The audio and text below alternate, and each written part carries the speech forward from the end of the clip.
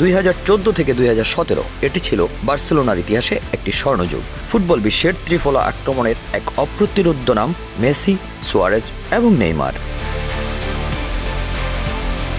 এই তিনজনের সম্মিলিত নৈপুণ্যে বার্সেলোনা শুধুমাত্র ট্রফি জেতে নেই, সৃষ্টি করেছিল অসংখ্য স্মরণীয় মুহূর্ত। তাদের সেই সোনালী সংসার ভেঙেছে আগেই, জানিয়ে বার্সেলোনা ভক্তদের আক্ষেপের শেষ নেই। কিন্তু সেই আক্ষেপ গুছিয়ে আবারও একসাথে দেখা যেতে পারে এই তিন তারকা ফুটবলারকে।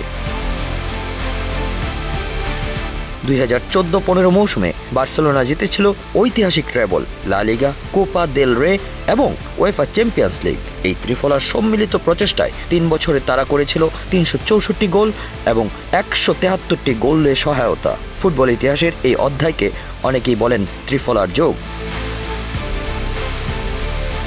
2017 সালে নেইমার দলবদলের বিশ্ব রেকর্ড গড়ে পিএসজিতে যোগ দেন। সেই মুহূর্তে বার্সেলোনার ত্রিফলা ভেঙে যায়। মেসি ও নেইমার পরে পিএসজিতে একসঙ্গে খেলেছেন, কিন্তু মেসি, সুয়ারেজ এবং নেইমারের সেই যোগ আর ফিরে আসেনি।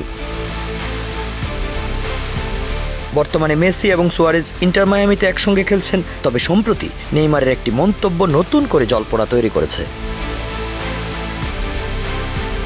আন্তর্জাতিক গণমাধ্যম সিএনএনকে দেয়া এক সাক্ষাৎকারে নেইমার বলেছেন, মেসি ও সুয়ারেজের সঙ্গে আবারও খেলতে পারাটা হবে অসাধারণ। তবে MLS মিডিয়া ইভেন্টে ইন্টার মায়ামির কোচ মাসচেরানো বলেন, এই মুহূর্তে নেইমারকে দলে নেওয়া সম্ভব নয়। নেইমার একজন অসাধারণ খেলোয়াড়, তবে MLS এর বেতন কাঠামো অনুযায়ী এই মুহূর্তে তাকে দলে নেওয়া অসম্ভব।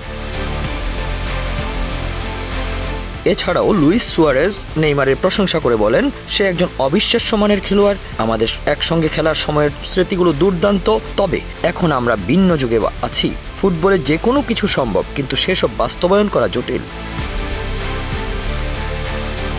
ফুটবল বিশ্বের ইতিহাসে মেসি, সুয়ারেজ এবং নেইমার একত্রিত হওয়ার সম্ভাবনা যেন এক রূপকথার গল্প। নেইমার নিজেও বলেন, ফুটবল বিশ্বয়ে ভরপুর, তাই কিছু বলা যায় না। যদি লিওনেল মেসি, লুইস সুয়ারেজ এবং নেইমার আবারও একসঙ্গে খেলেন, তাহলে শুধু এটি দলের জন্য নয়, বরং গোটা ফুটবল বিশ্বকে প্রভাবিত করবে। বার্সেলোনার সেই স্বর্ণযুগের জাদু কি আবারও ফিরে আসবে, নাকি এটি রয়ে যাবে শুধু একটি স্বপ্ন? সময় এর উত্তর দেবে। উৎপল দাস, বাংলা অ্যাফেয়ার্স, ক্রীড়া ডেস্ক।